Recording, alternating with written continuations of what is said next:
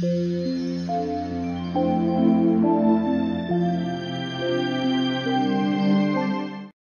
저희가 이제 12번째 마지막 시간입니다. 제가 이제 오늘 말씀 나누기 전에요.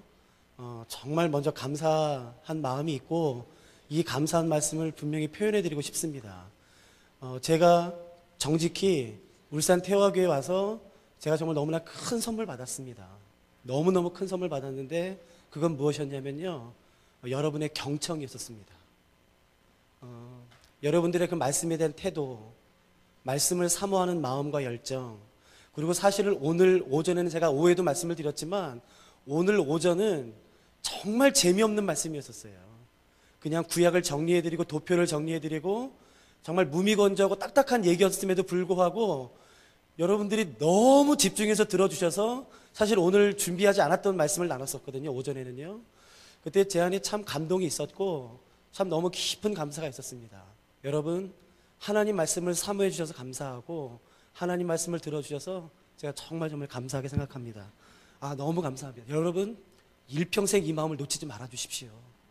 주의 말씀을 가까이 하시는 것이 복입니다. 힘들고 어려워도 절대로 말씀 놓치지 마시고 말씀 꼭 붙잡고 가십시오. 제가 사실은 오늘 그래서 마지막으로 준비했던 말씀은 뭐였냐면요. 구약과 신약을 어떻게 연결할 것인가 라는 것이었습니다. 그리고 사실은 제가 오늘 마지막 설교는 두 편을 준비했었어요. 예레미야와 제가 예레미야서를 굉장히 좋아하거든요. 그리고 예레미야서 아니면 내가 신구약 연결하는 거 사도행전까지 가야지 오늘 그거 야심차게 준비해 왔었는데요. 제가 오늘 오후에 숙소에 돌아가서 설교를 바꿨습니다. 그래서 오늘 마지막 시간을 어떻게 보낼 계획이냐면요. 아까 사실은 오후 끝날 때 저희가 그 가문에 흐르는 저주에 대해서 이야기했던 거 기억나십니까? 그 끝에 부분을 안 했어요. 자, 끝에 부분을 마무리 짓고요. 그리고 열 시대를 다시 한번 정리한 다음에 그 다음에 제가 오늘 함께 나누려고 하는 것에 대한 배경을 아주 간단하게만 말씀드리고 오늘은 가능하면 말씀을 많이 읽으려고 합니다. 그리고 끝날 때 제가 한두 곡 찬양을 같이 인도할게요. 시작하고자 합니다. 저희가 오늘 오후에 그 가문에 흐르는 저주에 대해서 이야기를 나눴었어요. 오후에 참석하지 않으신 분은 좀 약간 생뚱맞은 메시지인지 모르겠지만 저희가 아까 오후에 좀 많이 말씀들을 살펴봤습니다. 여러분 대답해 보세요. 그러니까 오늘 오후에 못 오신 분들을 위해서 오후에 참석하셨던 분들이 좀 크게 대답해 주셔야 될 의무가 있을 것 같은데요. 하나님은 그 부모가 죄를 지면 그 죄값을 그 아들 자손에게 반드시 물으시지요? 에? 어떻게 그런 일이 있어요? 부모가 잘못했으면 자녀가 책임지는 거죠, 뭐. 맞지요? 아니에요. 저희가 그래서 아까 수도 없이 많은 말씀을 찾아봤습니다. 그러니까 여러분 가문에 흐르는 저주는 그런 거 없는 거예요. 그러니까 제발 그런 두려움에서 벗어나십시오. 누구든지 그리스도 안에 있으면 새로운 피조물이고요. 잘 들어보십시오. 6월절 어린 양 되신 예수 그리스도가 그 보혈로 나의 삶을 덮기 때문에 내가 예수를 믿고 내가 예수를 영접하는 그 순간 나를 향한 모든 저주는 끊어지는 것입니다. 그러니까 아무리 여러분 흑마술 같은 게 있어요. 흑마술 같은 거. 뭐 어떤 사람은 모양을 만들어 놓고 별짓을 다 해도 그 저주는 나에게 임하지 않습니다. 여러분 그때마다 혹시 두려운 마음이 드시면 창세기 12장 2절과 3절을 읽으세요. 나를 축복하는 자를 하나님이 축복하겠다고 말씀하셨고 나를 저주하는 자를 저주하겠다고 말씀하셨어요. 여러분 그런 저주는 예수 그리스도를 믿는 믿음을 가진 사람들에게는 임하지 않습니다. 그런데 제가 아까 끝내지 못한 건 뭐였냐면요. 그때마다 항상 우리 가운데 있는 질문들, 말씀을 아시는 분들은 항상 이 말씀을 하세요. 그런데 성경에 이런 말이 있더라. 하나님이 그 저주를 자손 3, 4대까지 갚으시다는 말이 있지 않습니까? 맞지요? 지금 고개를 크게 끄덕이시잖아요. 그러니까 그 질문이 우리한테 떠나지 않는 것이에요. 그래, 하나님이 부모가 죄를 져도 자녀에게 그 죄값을 물으지 않으시고 죄를 지은 본인이 죄값을 받는 게 맞는데 그러면 성경에는 그 말이 왜 있냐? 하나님이 그 저주를 3, 4대까지라고 말씀하지 않으셨냐? 예, 그 말씀이 성경에 분명히 있습니다. 근데 여러분 그 말씀은 단독으로 쓰이는 말씀이 아니라 항상 짝을 이뤄서 나와요. 항상 짝을 이뤄서 나올 때에 그 앞에 나오는 말씀이 뭔지 아십니까? 하나님의 축복은 1000대까지예요. 하나님의 축복은 1000대까지, 하나님의 저주는 3, 4대라는 말이 항상 짝을 이뤄서 나옵니다. 그러니까 그 말은요, 문자대로 해석하시면 되는 것이 아니라 비유로 해석하셔야 되는 것이에요. 비유법으로 해석하셔야 되는 것입니다. 여러분, 하나님이 축복을 약속하셨어요. 그 축복은 몇 대까지인 줄 아시겠습니까? 1000대예요. 1000대. 여러분, 아담부터 지금까지 1000대가 안 됐습니다. 그러니까 누구 한 사람만 잘했어도요, 그 1000대는 다 받는다면 우린 절대 저주받지 않는다는 얘기예요. 그러니까 그 말은 무슨 말이냐면요, 그만큼 하나님의 축복은 길고 영원하며 하나님의 저주는 그에 비해서 잠깐이라는 것이에요. 여러분, 1000대 3입니다. 1000대 3.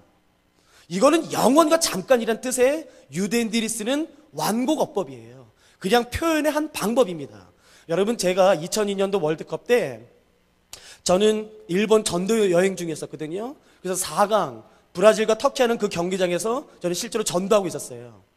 여러분, 그때 제가 외국에 있었기 때문에요, 아주 우연한 기회에 한국 신문과 이스라엘 신문을 읽을 기회가 있었습니다. 여러분, 그때 한국 신문은 이렇게 되어 있었어요.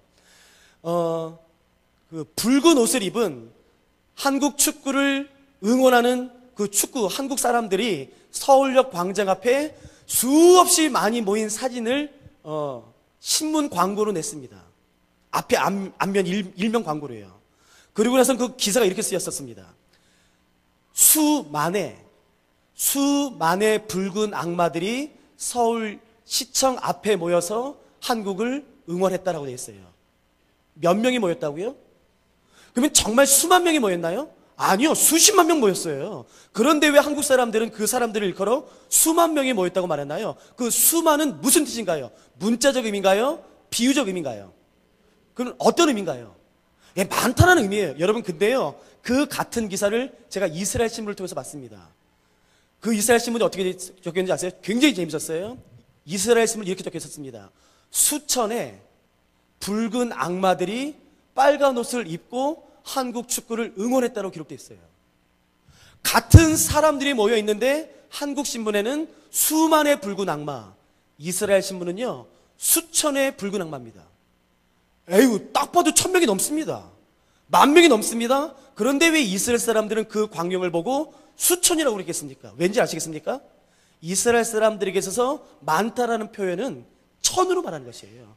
우리 한국 사람들은요 만으로, 수만의, 그건 정말 수만이 아니라 많다라는 표현이듯이요, 이스라엘 사람들에게 있어서 1000은 많다라는 뜻입니다. 자, 그러면 다시 보시죠. 하나님이 이렇게 말씀하셨어요. 하나님의 축복은 1000대까지, 그에 비해서 저주는 3, 4대. 그러니까 이 말씀이 무슨 말이겠습니까? 그의 하나님의 축복은 그만큼 영원하고 무한하다는 뜻이고요, 그에 비해 저주는 잠깐이라는 것을 표현하기 위해 성경에 그렇게 기록된 것입니다. 그러니까 혹시 오해 풀리셨어요? 그러니까 두려워하지 마세요. 내 부모님이 정말 사람의 입에 담지 못할 악한 죄를 지은 분이라 할지라도 내가 예수를 믿고 그 죄를 끊고 내가 예수 그리스도의 말씀을 따라 사는 한 그 심판은 절대 나에게 임하지 않아요. 여러분의 사랑하는 가문에 절대로 임하지 않습니다. 그러니까 여러분, 이게 성경에 기록되어 있는 진리이고 복음이기 때문에요, 그 복음을 그냥 취하십시오. 절대로 두려움 가운데 빠지지 마십시오. 이것을 저희가 아까 마무리를 했었어야 되는데 갑자기 광고가 뜨는 바람에요, 오후에 참석하지 말고 제가 이제 갑자기 마치는 바람에 그 말씀 못 드렸었습니다. 10시대를 저희가 잠깐 정리하죠. 죄송합니다만 제가 10시대를 정리하는 동안에 가능하시면 답을 좀 해주시겠습니까? 제가 그렇게 하는 이유는 한 가지입니다. 6개 선물을 아직도 못 드렸어요. 그래서 이렇게 하겠습니다. 대답하시다가 많이 대답하시는 부분들은 제가 못 드리고 한 두세 분이 갑자기 대답하시는 경우가 있다. 그럼 제가 드리겠습니다. 근데 이거 다 알 거야, 나 대답 안 해, 그러다가 다 그렇게 생각하시다가 한두 분이 대답하실 수 있습니다. 그러니까 잘 생각하시고 대답해 주세요. 여러분, 우리가 오늘 마무리하는 날이니까요, 구약의 39권의 10시대를 한번 대략적으로 머릿속에 한번 정리하시면서 이걸 끝내면 그냥 그 다음에 설교 들어가도록 하겠습니다. 준비되셨죠? 예. 10시대입니다. 자, 첫 번째 시대는요, 선사시대. 성경으로 따지면 창세기 1장부터 11장. 내용은요, 네 사건: 창조, 타락, 홍수, 바벨탑. 세 번째 족장이 야곱입니다. 창세기 46장에 몇 명을 이끌고 이집트로 내려가나요? 뭐 이거는 다 아실 거라 생각했습니다. 70명을 이끌고 이집트로 내려가게 되죠. 그래서 이집트로 내려가게 됩니다. 선사시대, 그 다음에 족장시대죠. 족장시대는 창세기 12장부터 50장. 내 인물, 아브라함, 이삭, 야곱, 요셉입니다. 그 세 번째 족장 야곱이 창세기 46장에 70명을 이끌고 애굽으로 내려가서 430년을 살게 되지요. 드디어 때가 되었을 때에 모세에 의해서 애굽을 하게 됩니다. 출애굽하자마자 바로 약속의 땅 가나안 땅에 들어가지 않고 광야에서 몇 년을 살지요? 40년. 그 중에 방황의 시간은요 38년입니다. 그 기간 동안에 기록된 것이 창세기, 출애굽기, 레위기, 민수기, 신명기 5권이 그 광야에 있을 때 기록됩니다.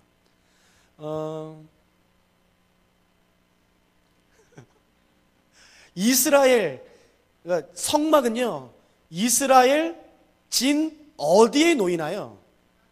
어머, 누구 대답해 주셨지요? 그러면 저거 꼭 가져가시겠습니까? 하은규 목사님한테 오셔서 저 꼭 가져가십시오. 하나. 감사합니다. 성막은 이스라엘 정중앙에 놓이게 되어지죠. 그리고서 밑에 세 지파, 12지파가 주변에 놓이게 되어집니다. 그리고 이스라엘이 레위 지파들이 그 성막과 이스라엘 백성들 사이에 놓이게 되어지고요. 그렇게 진을 치게 되어지죠. 모세가 죽고 그거 한번 해볼까요? 아론이 첫 번째 대제사장입니다. 저희가 오전에 했던 거예요. 아론이 첫 번째 대제사장입니다. 당연히 아론이 죽으면 첫 번째 아들 나답이 아들이 대제사장이 되어야 되는데 나답과 아비후는 레위기 10장에 의하면 여호와께서 명하지 않은 다른 불을 성소로 가져갔다가 죽습니다. 그래서 민수기 26장에는 모세와 아론이 인구조사를 하지 않고 아론의 아들, 셋째 아들인 두 번째 대제사장이 함께 인구조사를 합니다. 어머, 이렇게 많이 하시면 이건 어려운데요. 그러면 엘라살이 죽고 그 아들이 굉장히 유명한 사람이었지요. 민수기 20, 네? 잠깐만요. 이것까지도 아시면은 큰일 났는데. 그러면요, 그 아론의 네 아들 가운데 나답과 아비후는 죽고 엘라살과 이다말이 대제사장이 되는데, 혹시 오늘 오전에 한 것입니다. 다윗과 솔로몬 시대에는 대제사장이 2명 있었습니다. 2명이 누구였죠? 사독과 아비아달이요. 혹시 아비아달이라고 지금 말씀하시는 분이 누구신가요? 이거 2분이요. 이거 꼭 가져가 주십시오. 이거 3개 가져가셨고요. 이제 3개 남았습니다. 그러면요, 또 한 번 하겠습니다. 그때 에베네셀 전투에서부터 모세의 장막에 있었던 언약궤를 가지고 나가서, 오전에 기억나시겠습니까? 모세의 장막과 언약궤가 분리되고 단 한 번도 이제 모인 적이 없어지게 됩니다. 그래서 언약궤는 계속 이렇게 흘러가다가 결국 다윗이 예루살렘으로 가지고 와서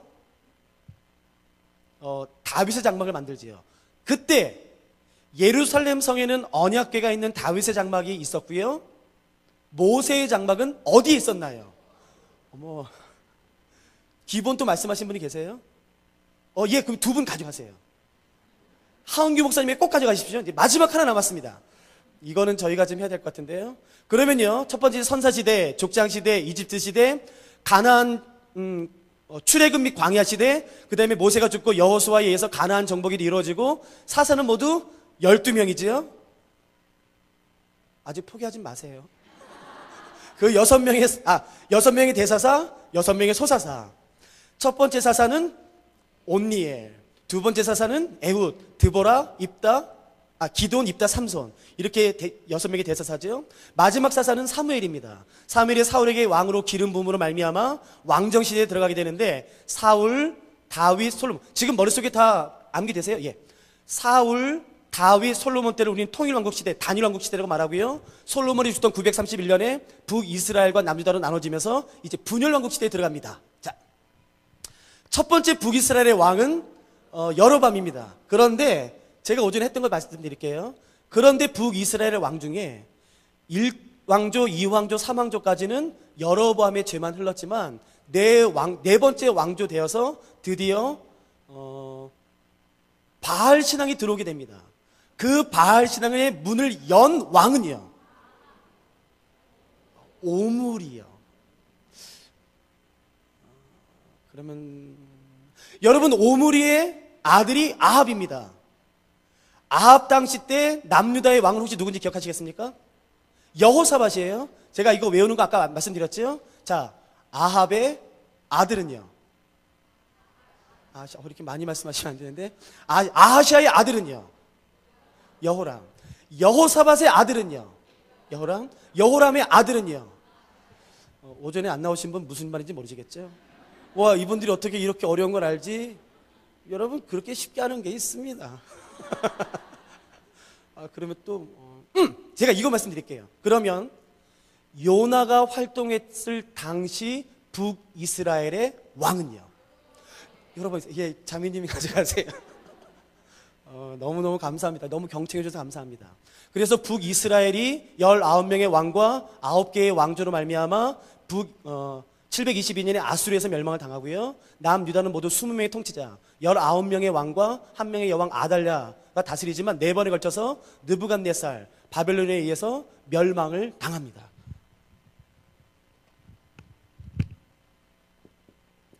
주전 586년에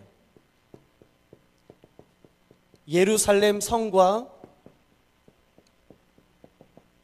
예루살렘 성전이 바벨론의 느부갓네살 왕에 의해서 완전히 회파됩니다. 그러면서 계속해서 이어져 왔던 하나님의 나라 북이스라엘과 남유다는 완전히 멸망하게 됩니다. 그게 586년 예루살렘 성과 성전을 통한 남유다 예루살렘의 멸망이에요. 여러분, 하나님께서는요, 이 비밀을 그 이전에 수많은 선지자들에게 계시하셨었어요. 때로는 환상으로도 말씀하셨었어요. 그러나 심지어 선지자들조차도 이것을 이해할 수 없었어요. 예루살렘 성과 성전의 멸망에 대한 하나님의 계획에 대해서 여러분 동의할 수가 없었어요. 선지자들도요. 아니, 하나님, 어떻게 하나님의 백성이 범죄하였다고 예루살렘 성을 멸망시킬 수 있습니까? 하나님, 어떻게 예루살렘 성전, 당신의 이름이 있는 그 성전을 멸망시킬 수 있습니까? 그것만큼은 안 됩니다. 수많은 선지자들이 막았어요. 예루살렘 성과 성전에 대한 하나님의 계획을, 하나님의 숨은 뜻을 이해할 수가 없었어요. 그 이유는 이것입니다. 왜냐하면 이 당시의 전쟁은 나라와 나라 사이의 전쟁으로 인식된 것이 아니라 그 신과, 이 나라가 믿는 신과 저 나라가 믿는 신, 그 두 신 사이의 전쟁이라고 믿어왔습니다. 그래서 여러분 기억하시겠습니까? 사무엘상에 보시면 이스라엘과 블레셋이 전쟁을 치를 때에 이스라엘 사람들이 지자 언약궤를 가지고 나아갔지요. 그 전쟁에서 지자 블레셋 사람들이 어떻게 했냐면은 하나님의 임재인 그 언약궤를 자기 블레셋 사람들이 믿는 다곤 신상 밑 발밑에다 둡니다. 발밑에다가요. 여러분, 짓밟혔다는 의미예요. 그런 자존심 상하는 의미로 하나님의 언약궤를 블레셋의 신인 다곤 신전 발밑에다 둡니다. 여러분, 그만큼 전쟁은 그냥 나라와 나라 군사력의 싸움으로 그 당시 이해된 것이 아니라 그 나라가 섬기는 신과 신들의 전쟁으로 여겨졌기 때문에 그 전쟁에서 진다는 말은 곧 무슨 의미냐면은 그 신이 진다는 의미입니다. 그럼 여기 이걸 보십시오. 이스라엘과 남유다와 바벨론이 싸웠습니다. 그러니까 사람들이 볼 때는, 이스라엘 사람들이 볼 때는, 바벨론 사람들이 볼 때는 누구와 누구의 전쟁으로 이해되는 것이냐면은 여호와와 바벨론이 섬기는 마르둑 신이 싸우는 것입니다. 그러니까 여러분, 이스라엘이 지면 되겠습니까? 안 되겠습니까? 안 되는 것이에요. 선지자들조차도 그렇게 생각을 했어요. 하나님, 아무리 화가 나셨어도요, 하나님 그냥 조금만 체벌하시고 그냥 돌이키십시오. 그렇다고 나라를 멸망시키는 건 안 됩니다. 더군다나 이 이방 나라를 통해서 짓밟히시는 건 안 됩니다. 어떻게 그럴 수 있습니까? 절대로 안 됩니다. 하나님, 그럴 수는 없습니다. 수많은 선지자들이 그 예루살렘 성과 성전의 멸망을 막았어요. 그 의도를 이해할 수가 없었습니다. 그러나 여러분 기억하십시오. 하나님은 예루살렘 성과 성전에 심지어 선지자들도 이해할 수 없었던 놀라운 뜻을 가지고 계셨어요. 예루살렘 성과 성전이 주전 586년에 무너집니다. 무너지면서 이 이스라엘 사람들이 다 바벨론으로 포로 잡혀갑니다. 포로 잡혀갔을 때 예루살렘 성전이 무너졌기 때문에 더 이상 제사를 드릴 수가 없었어요. 그러나 예배는 드려야 됩니다. 그런데 성전이 없기 때문에 제사를 드릴 수가 없어요. 고향에 다시 돌아오자 성전이 없기 때문에 제사를 드릴 수는 없습니다. 그래서 전 세계에 흩어진 신실한 하나님의 사람들이 어떻게 했냐면요, 자기가 흩어진 곳에 가서 유대인 성인 남자 10명이 모이면 무엇을 만들기 시작했냐면은 회당을 만들기 시작합니다. 그리고 그 회당에 모여서 3, 4, 5 모여서 하나님의 율법을 읽고 하나님의 말씀을 묵상하고 하나님의 말씀을 가르치기 시작합니다. 근데 너무 놀라운 일이 일어나기 시작해요. 예루살렘 성전과 성이 무너지기 이전에는 하나님의 율법을 읽는 사람은 오직 유대인 뿐이었습니다. 그렇기 때문에 하나님의 율법을 아는 사람은 오직 유대인 뿐이었어요. 그래서 말씀대로 살고 말씀을 지키는 사람은 오직 유대인 뿐이었습니다. 그래서 여호와 하나님을 섬기는 사람들은 오직 유대인 뿐이었어요. 너무나 아이러니한 것은 예루살렘 성전과 성이 무너지기 이전에 하나님을 알고 율법을 지키고 율법을 사랑하고 여호와 하나님께 예배드리는 사람은 오직 유대인 뿐이었어요. 그러나 하나님이 예루살렘 성과 성전을 무너뜨리고 모든 하나님의 신실한 사람들을 다 포로잡혀 보내게 하자 이들이 이방 나라에 가서 그곳에서 하나님의 율법을 읽기 시작합니다. 근데 너무 놀라운 사실은요, 그 지역에 살고 있던 이방인들이 유대인들이 뭐가 읽는지 궁금해요. 근데 그들이 섬기는 신은 달라요. 그래서 회당에 들어와서 율법을 기웃거리기 시작합니다. 그리고 율법을 배우기 시작해요. 그리고 율법을 읽기 시작해요. 그리고 하나님 말씀에 매료되기 시작합니다. 그래서 하나님 말씀을 사랑하기 시작해요. 하나님 말씀을 지키기 시작해요. 그래서 결국 하나님을 예배하기 시작해요. 여러분 잘 들어보십시오. 예루살렘 성과 성전이 무너지기 이전에는 하나님을 아는 이방인이 없었어요. 율법을 알고 율법을 지키고 사랑하는 이방인이 없었습니다. 하나님을 경배하고 예배하는 이방인이 없었어요. 하나님을 인정하는 이방인이 없었다는 뜻입니다. 그런데 너무나 아이러니하게도요, 예루살렘 성과 성전이 무너지자 하나님의 이름이 이스라엘뿐만 아니라 모든 민족과 열방에서 높아지기 시작해요. 하나님을 아는 지식이 충만해지기 시작합니다. 이방인 가운데도 하나님의 이름이 높아지기 시작해요. 이방인 중에서도 하나님의 율법을 지키는 사람이 생겨나기 시작합니다. 여러분 이때 비록 이스라엘은 바벨론에 졌지만, 그래서 수많은 사람들과 수많은 선지자들조차도 하나님이 진 거다. 이스라엘의 멸망은 하나님의 실패다. 이제 하나님 힘없다. 하나님은 더 이상 전능하지도 않다. 하나님은 이제 끝났다. 하나님의 나라는 끝났다. 라고 선지자들조차도 그렇게 생각했지만 아니었었어요. 예루살렘 성전이 무너지고 성이 무너진 이후에 바벨론이 승리한 것처럼 보이고 바벨론의 느부갓네살이 환호를 지르는 그때에 하나님이 한 말씀을 기록하십니다. 그 말씀이 무슨 말씀이냐면 바로 다니엘서예요. 여러분 다니엘서 기억하십니까? 제가 좀 이따 찾아볼게요. 여러분 다니엘서 2장에는 그 예루살렘과 예루살렘 성전을 무너뜨렸던 느부갓네살이 밤에 꿈을 꿉니다. 하나님이 그 느부갓네살에게 환상을 보여주세요. 여러분 그 환상의 내용이 뭔지 아십니까? 그 느부갓네살이 환상 중에, 꿈 중에 한 큰 신상을 꿉니다. 머리는 금, 가슴과 팔은 은, 배는 놋, 배와 넓적다리는 놋, 종아리는 쇠, 철, 그리고 발가락은 쇠와 흙이 섞여 있는 어느 누구도 범접할 수 없는 아주 큰 신상을 보여줍니다. 여러분 그 신상은 무엇인지 아시겠습니까? 다니엘서 해석되기로는 이 세상의 나라입니다. 바벨론이에요. 그 다음에 일어날 페르시아입니다. 세계를 제패하는 로마입니다. 그리스입니다. 온 세상을 제패했던 인간의 나라들이에요. 위험이 있습니다. 찬란합니다. 영광스럽습니다. 그 환상을 보여주세요. 그런데 갑자기 손을 대지 않은 한 뜨인돌이 일어납니다. 그 뜨인돌이 갑자기 날아와서 그 신상, 그 거대하고 찬란한 신상을 한꺼번에 무너뜨려요. 그리고 그 신상이 한꺼번에 무너진 다음에 그 뜨인돌이 온 태산을 이룹니다. 그러면서 다니엘이 그 꿈을 해석합니다. 그게 다니엘서 2장에 나와 있어요. 여러분 2장을 한번 보시겠습니까?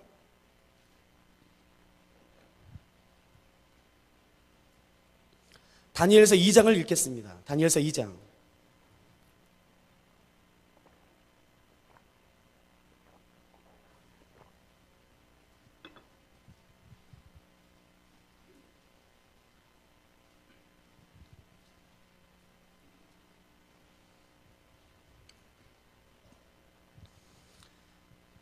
이 장 44절을 보시겠습니까?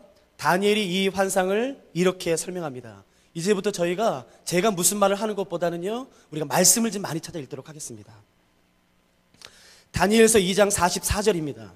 제가 읽겠습니다.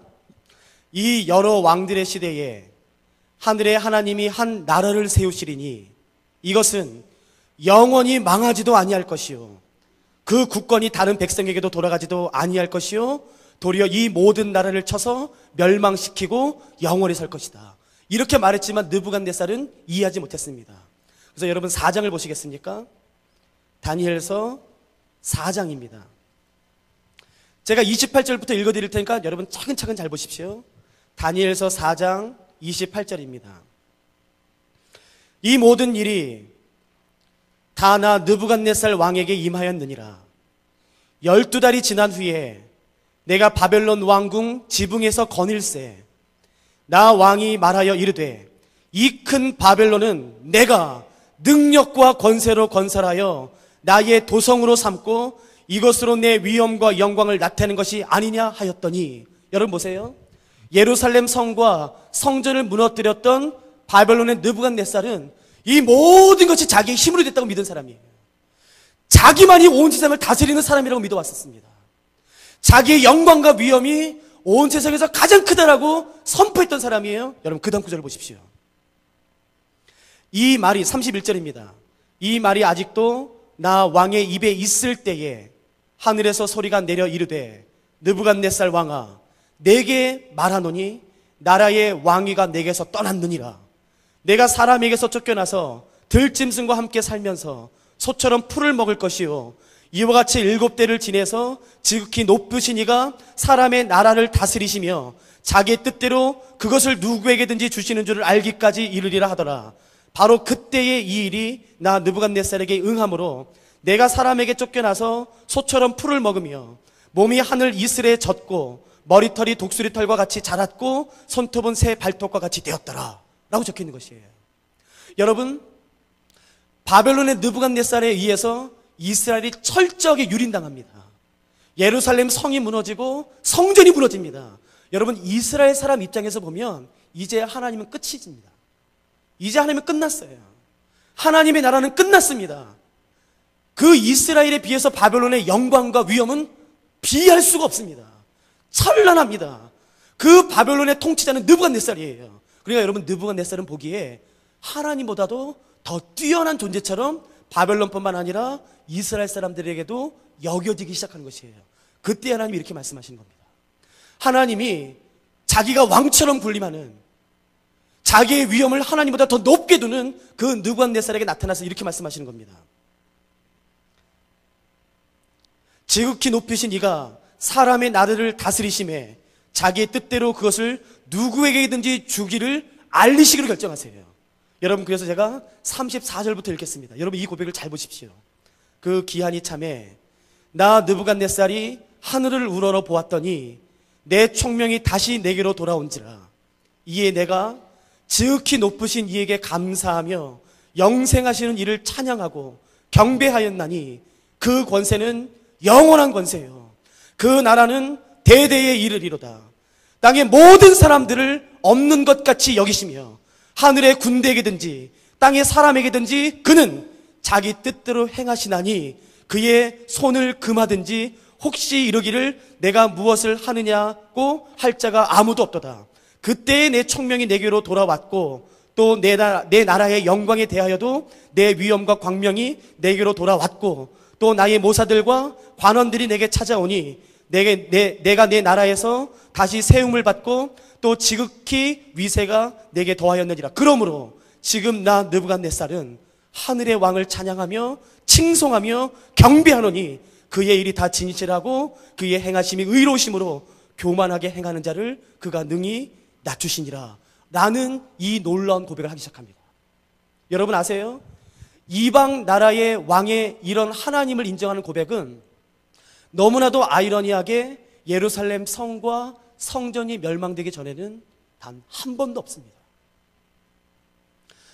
이 이방 나라의 왕들이 하나님을 찬양하고 하나님을 인정하고 하나님 앞에 무릎 꿇고 하나님을 높이는 일들이 언제 일어나는지 아십니까? 무슨 일을 통해서 일어나는지 아십니까? 너무나도 아이러니하게 예루살렘 성과 성전이 무너짐으로 말미암아 그런 일들이 일어나기 시작하는 것이에요. 여러분 제가 5장도 읽어드릴까요? 여러분 5장 17절도 보십시오. 5장 17절을 제가 읽겠습니다. 다니엘이 왕에게 대답하여 이르되 벨사살 왕입니다. 느부갓네살의 아들. 왕의 예물은 왕이 친히 가지시며 왕의 상급은 다른 사람에게 주옵소서. 그럴지라도 내가 왕을 위하여 이 글을 읽으며 그 해석을 아뢰리이다. 잘 들어보십시오. 무슨 글인지. 왕이여, 지극히 높으신 하나님이 왕에 붙인 느부갓네살에게 나라와 큰 권세와 영광과 위엄을 주셨고 그에게 큰 권세를 주셨으므로 백성들과 나라들과 언어가 다른 모든 사람들이 그의 앞에서 떨며 두려워하였으며 그는 임의로 죽이며 임의로 살리며 임의로 높이며 임의로 낮추었더니 그가 마음이 높아지며 뜻이 완악하여 교만을 행함으로 그의 왕위가 패한 바 되며 그의 영광을 빼앗기고 사람 중에서 쫓겨나서 그의 마음이 들짐승의 마음과 같았고 또 들나귀와 함께 살며 또 소처럼 풀을 먹으며 그의 몸이 하늘 이슬에 젖었으며 지극히 높으신 하나님이 사람 나라를 다스리시며 자기의 뜻대로 누구든지 그 자리에 세우시는 줄을 알기에 이르렀나이다 라는 놀라운 고백을 합니다. 여러분 그렇다면 그 나라를 다스리는 그 왕에게 그 권위를 주시는 분은 누구십니까? 하나님이세요. 그 나라의 영광과 위엄을 주시는 분은 누구십니까? 하나님이세요. 여러분 사람들 눈에는 누가 나라를 다스린 것처럼 보이는지 아시겠습니까? 예, 느부갓네살이 다스린 것처럼 보였어요. 바벨론의 왕이 모든 세상을 다스리고 명령하는 것처럼 보였습니다. 그러나 다니엘이 놀라운 환상 중에 계시 가운데 깨달으며 이 놀라운 진리를 느부갓네살과 벨사살에게 선포하는 것이에요. 왕이시여, 똑바로 기억하십시오. 당신에게 이 놀라운 권세와 영광과 위엄을 주신 분은 오직 하나님이십니다. 하나님은 사람에게 그 영광을 주기도 하시며 빼앗기도 하시는 분이십니다. 하나님이 주실 때에만이 당신이 가질 수 있고 하나님이 당신에게 주신 그 영광을 빼앗는 날에 당신은 아무것도 되지 않을 것입니다. 당신의 아버지 느부갓네살처럼 소처럼 될 것입니다. 짐승과 같은 사람이 될 것입니다. 라고 고백하는 것이에요. 여러분 이런 놀라운 일들이 언제부터 일어나는지 아십니까? 너무나 아이러니하게 예루살렘 성과 성전이 무너지면서부터 이런 일이 일어나는 것이에요. 여러분 한 장만 더 읽어보시겠습니까? 예. 그 다음 6장입니다.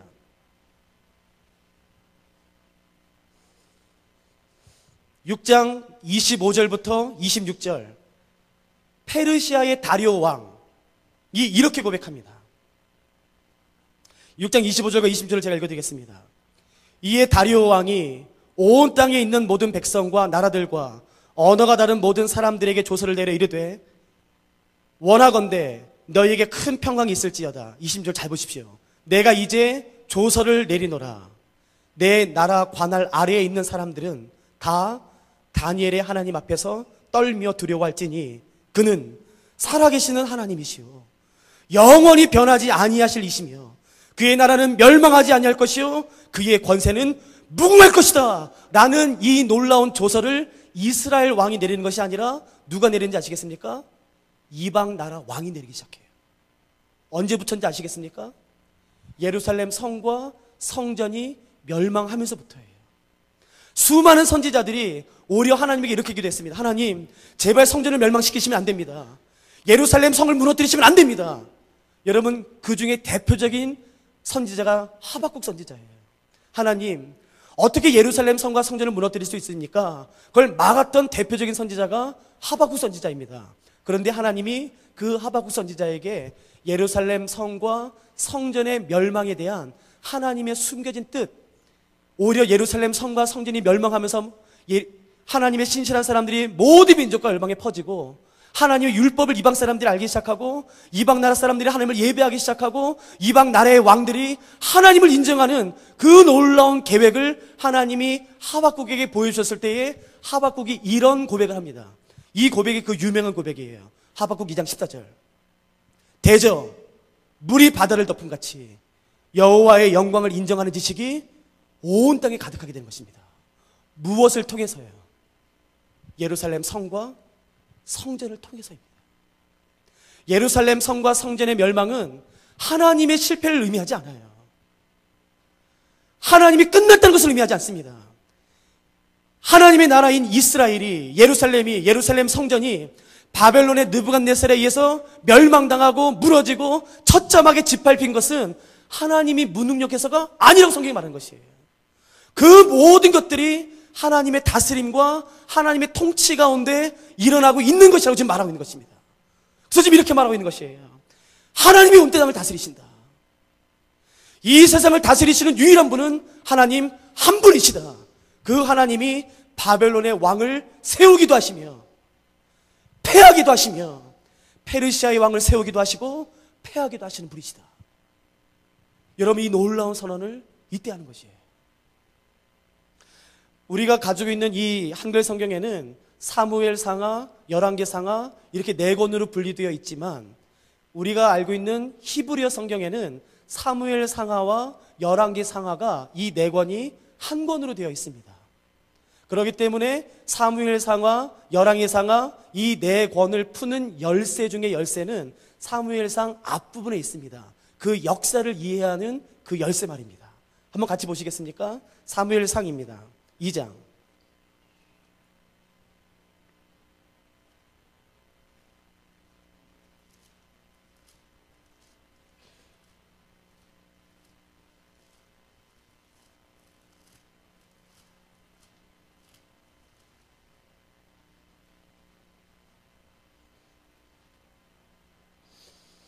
사무엘상 2장에는 한나의 기도가 나오는데, 이 한나의 기도는 앞으로 이어질 사무엘상하, 열왕기상하, 역대상하, 에스라, 느헤미야, 에스더 모든 역사서를 푸는 열쇠 중에 열쇠가 됩니다. 사무엘상 2장 6절, 7절, 8절을 제가 읽어드릴 테니까 여러분 여기에 기록된 하나님이 어떤 하나님이신지 한번 자세히 살펴보시기 바랍니다. 사무엘상 2장 6장 7절 8절을 제가 읽겠습니다.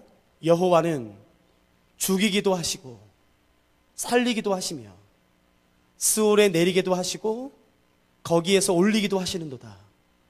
여호와는 가난하게도 하시고 부하게도 하시며 낮추기도 하시고 높이기도 하시는도다. 가난한 자를 진토에서 일으키시며 빈궁한 자를 거름더미에서 올리사 귀족들과 함께 앉게 하시며 영광의 자리를 차지하게 하시는도다. 땅의 기둥들은 여호와의 것이라 여호와께서 세계를 그것들 위에 세우셨도다. 여러분 혹시 이 말씀 앞에 아멘 하실 수 있으시겠어요? 예, 이분이 하나님이십니다. 온 세상을 통치하시는 분이 바로 하나님이세요. 하나님의 뜻대로 사람들을 세우기도 하시고 패하기도 하시는 분이 하나님이십니다. 나라를 일으키기도 하시고 나라를 멸망시키기도 하시는 분이 바로 하나님이십니다. 그 사람에게 권위를 주시는 분도 하나님이시고 그 권위를 빼앗아 가시는 분도 하나님이세요. 그 사람의 영광과 존귀와 부를 주시는 분도 하나님이시며 그 사람을 가난하게 하시는 분도 하나님이십니다. 그 사람에게 지혜와 지식을 주는 분도 하나님이시며 그 사람에게 지혜와 지식을 빼앗는 분도 하나님이시라고 성경이 말하는 것입니다. 누가 이 하나님을 가르칠 수 있겠습니까? 누가 이 하나님의 모사가 되겠습니까? 하늘의 하늘이라도 이 하나님의 영광과 위엄을 담아낼 수 없는 것입니다. 바다의 바다라도 이 하나님의 그 깊은 지혜를 다 담아낼 수가 없는 것이에요. 하나님은 영광스러운 분이신 것입니다. 하나님은 온 세상을 말씀 한마디로 창조하신 분이신 것이에요. 그분은 영광스러우시고 위엄 있으시며 찬란하시며 그분의 영광은 무엇과도 비길 수 없는 그분은 온 세상을 통치하시고 다스리시는 여호와 하나님이신 것입니다. 여러분 한 말씀만 더 읽지 않으시겠습니까? 이사야서 40장 말씀입니다.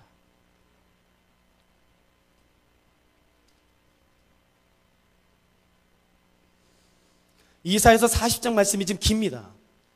제가 천천히 읽어드릴 테니까 여러분 성경을 가져오신 분들은 다 펴십시오.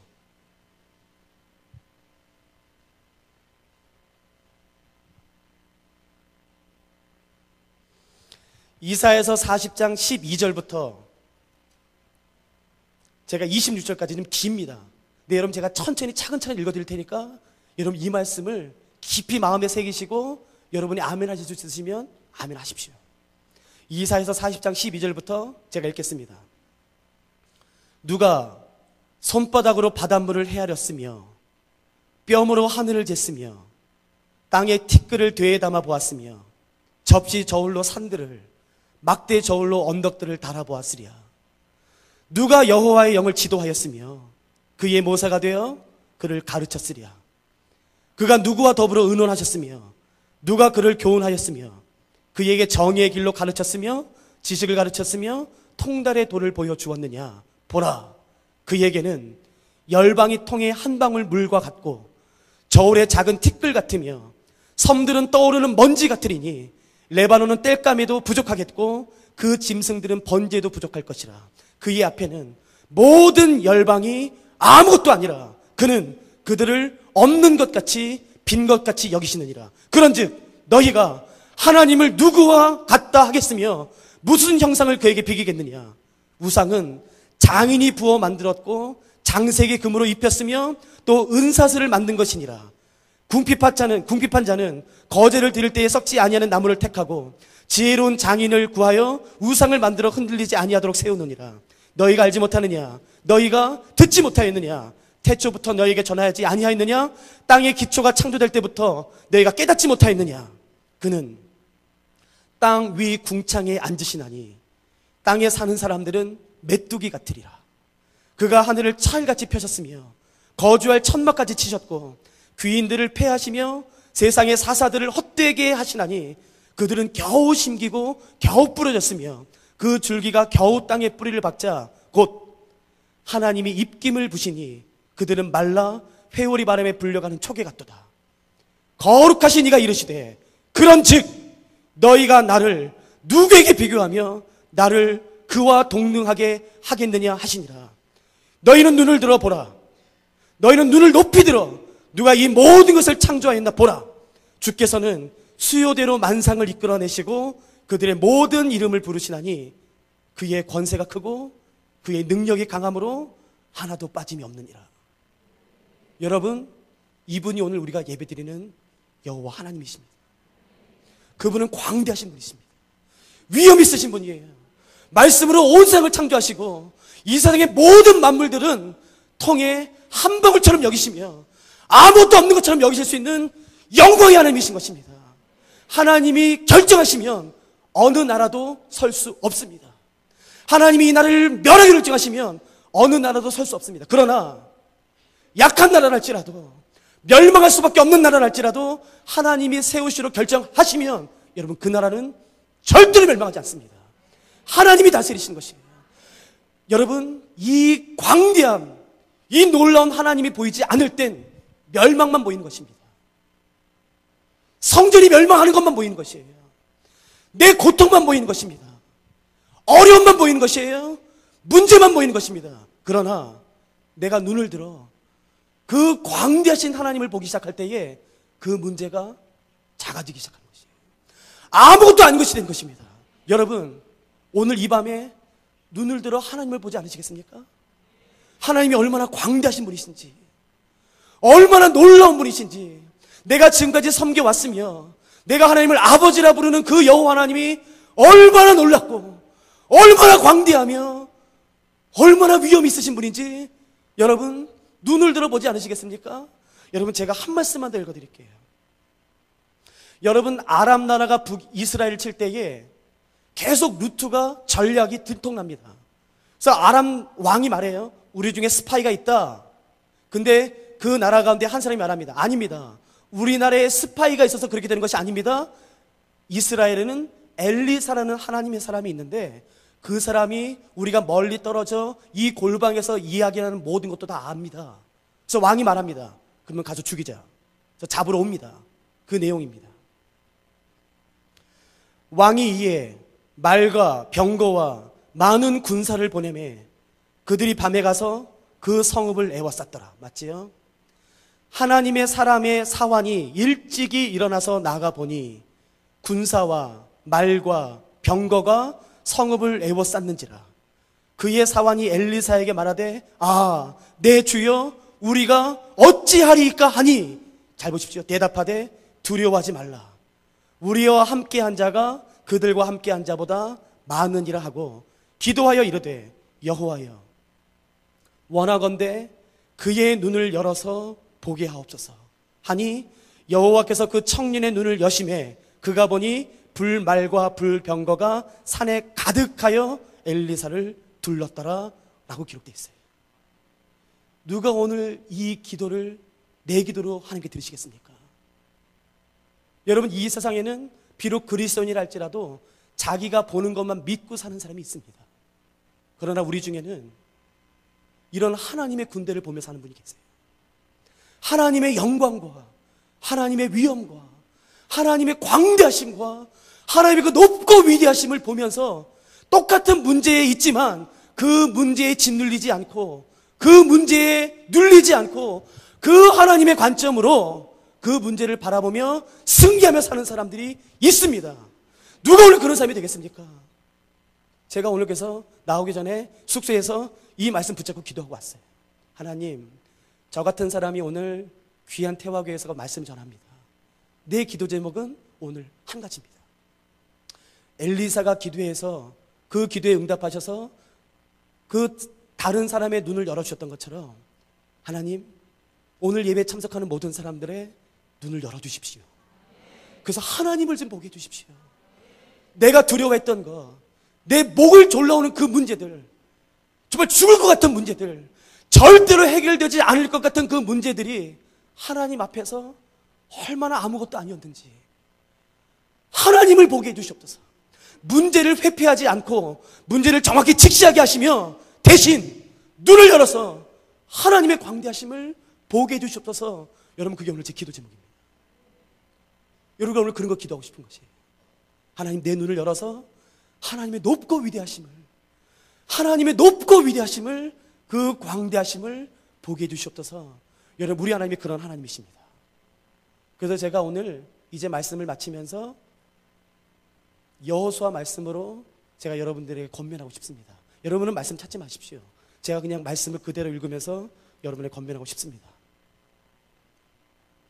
여호수아가 모든 이스라엘 백성들을 다 세겜에 모이게 한 다음에 이렇게 말합니다. 그러므로 이제는 여호와를 경외하며 온전함과 진실함으로 그를 섬기라. 너희의 조상들이 강 저쪽과 애굽에서 섬기던 신들을 치워버리고 여호와만 섬기라. 만일 여호와를 섬기는 것이 너희에게 좋지 않게 보이거든 너희 조상들이 강 저쪽에서 섬기던 신들이든지 또는 너희가 거주하는 땅에 있는 아모리 족속의 신들이든지 너희가 섬길 자를 오늘 택하라 라는 권면의 말씀으로 저는 오늘 설교를 마치고 싶습니다. 여러분, 제가 오늘까지 12번 설교했습니다. 이제 여러분이 섬길 자를 선택하십시오. 누구를 선택하시겠습니까? 저는 저와 내 사랑하는 아내와 저희 가족은 여호와 하나님을 섬기겠습니다. 오늘 여러분들이 섬길 자를 선택하십시오. 여러분이 섬기기로 결정하신다면 여러분의 죄를 끊으십시오. 그리고 하나님을 섬기실 거면 아무 힘도 없는 사람들의 기도에 휘말리는 그런 신을 섬기지 마십시오. 여호와 하나님은 그런 분이 아니십니다. 온 세상을 말씀으로 창조하셨으며 지금도 통치하시고 있는 자를 없이 여기시며 모든 나라와 권색을 그분이 가지고 계신 그 여호와 하나님, 광대하신 여호와 하나님을 여러분 오늘 섬기시기로 결정하십시오. 그분이 우리 하나님이세요. 무엇이 두렵습니까? 그분이 우리 하나님이신데 여러분, 우리가 그 하나님을 예배하고 싶은 것이고 우리가 그분을 섬기기로 결정하기를 원하는 것입니다. 여러분, 그분을 섬긴다는 말이 무슨 말인지 아시겠습니까? 요한복음 14장 21절에 제가 기억하기 이런 말씀이 있습니다. 나의 계명을 가지고 지키는 자라야 나를 사랑하는 자라고 되어 있어요. 기억하시죠?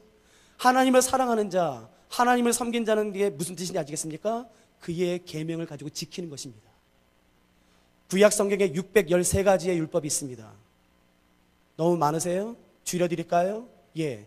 그 613가지를 10개로 요약하면 10계명입니다. 그 10계명이 많으십니까? 예, 제가 줄여드리지요. 2개로 줄여드리겠습니다. 기억하시겠습니까? 첫 번째는요, 하나님을 사랑하십시오. 두 번째는요, 내 이웃을 내 몸처럼 사랑하십시오. 그게 여호와의 유일한 명령이고 계명입니다. 오늘 선택하는 것입니다. 나는 내 하나님 여호와만 섬기겠다. 나는 내 이웃을 내 몸처럼 사랑하겠다. 여러분, 혹시 로마서 13장 말씀 기억하시는 분 계신가요? 제가 기억하는 로마서 13장으로 기억합니다. 율법의 완성이 뭔지 아십니까? 사랑입니다. 사랑이 율법의 완성이에요. 그것이 계명의 완성입니다. 하나님 말씀 그러니까 지키는 거 어렵지 않습니다.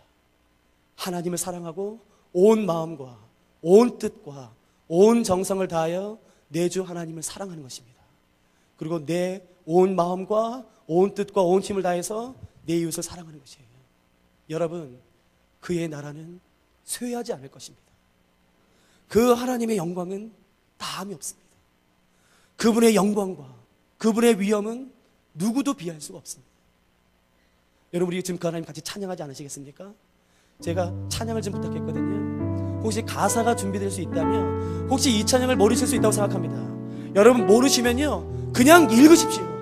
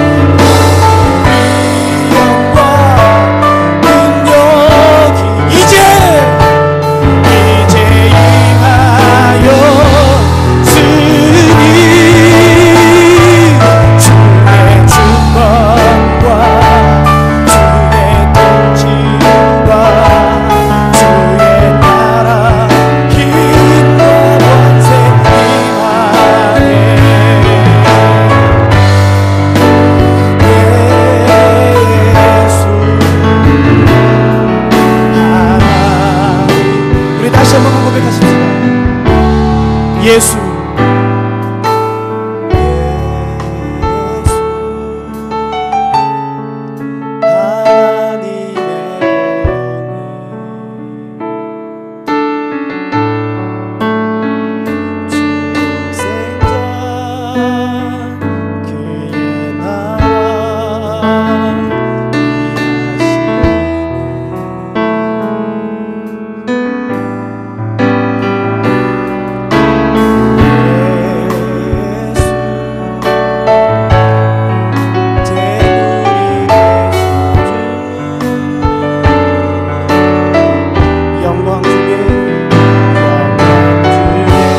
나라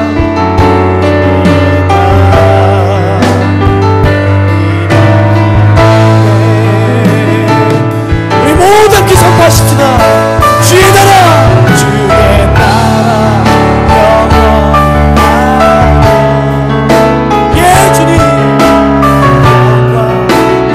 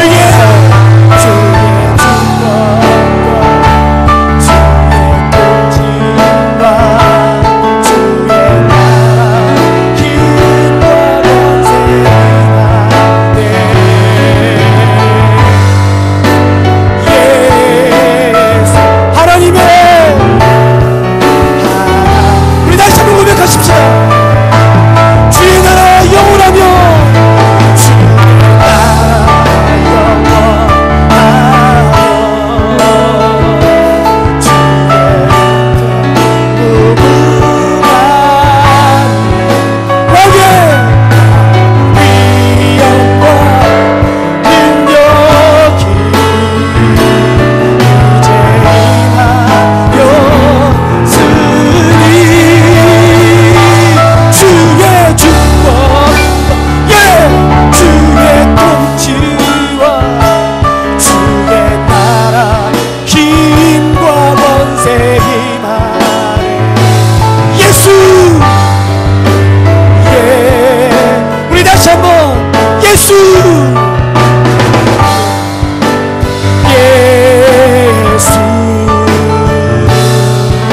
다시 한번 예수 예수 하나님의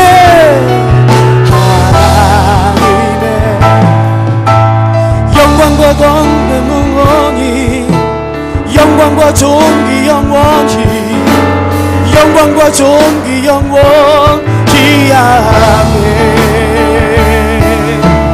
영광과 존귀 영원히 영광과 존귀 영원히 영광과 존귀 영원히 아멘. 영광과 존귀 영원히 영광과 존귀 영원히 영광과 존귀 영원히 아멘. 영광과 존귀 영원히 영광과 존귀 영원히 영광과 존귀 영원. 우리 목소리 한번 좀 찬양하십시다.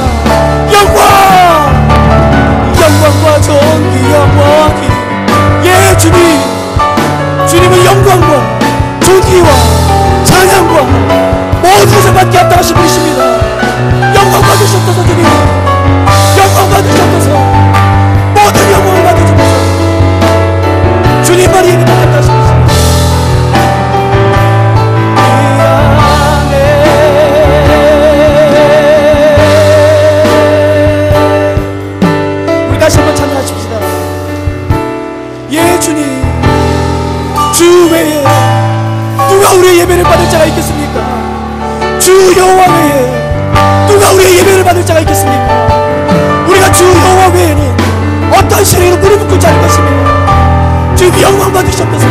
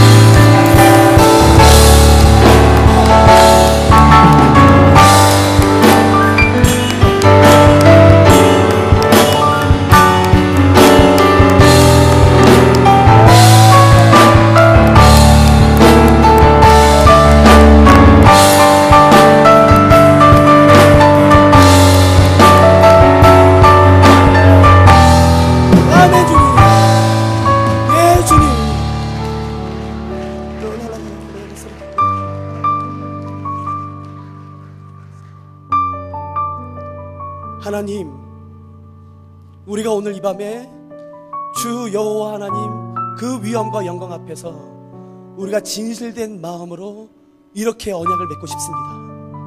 나와 우리 가정은 오직 여호와 하나님 한 분만을 섬길 것입니다. 어떤 신에게도 우리가 무릎 꿇지 않을 것입니다. 당신만이 하나님이십니다. 우리가 당신을 사랑하기 때문에 당신께서 우리에게 주신 율법과 규례와 말씀을 온 마음과 온 힘과 온 뜻을 다해서 지키겠습니다. 주 하나님만을 섬기며 내 이웃을 내 몸과 같이 사랑하는 이 놀라운 말씀을 우리가 일평생 지키기로 다시 한번 주 여호와 하나님 앞에서 언약을 맺습니다.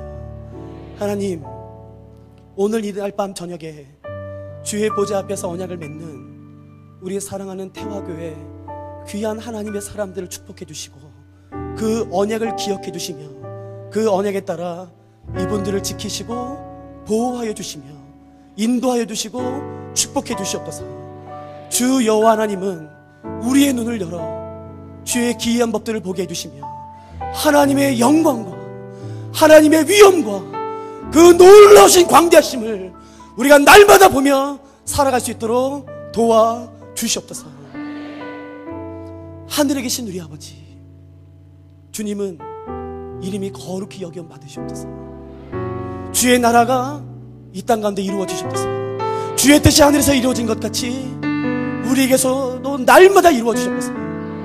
하나님, 우리에게 일용할 양식을 주옵시고 우리를 시험에 들게 하지 마옵시며 하나님, 구하기는 다만 악에서 우리를 구하여 주시옵소서.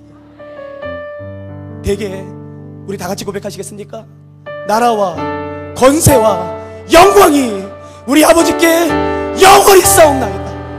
아멘. 하나님, 주 여호와 하나님, 우리 당신만을 섬깁니다.